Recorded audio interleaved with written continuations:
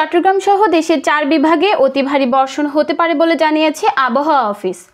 এর মধ্যে চট্টগ্রাম বিভাগের পাহাড়ি এলাকায় ভূমিধসের আশঙ্কা রয়েছে। সোমবার সকালে আবহাওয়াবিদ মোহাম্মদ ওমর ফারুক স্বাক্ষর করা এক সতর্কবার্তায় এসব তথ্য জানানো হয়েছে।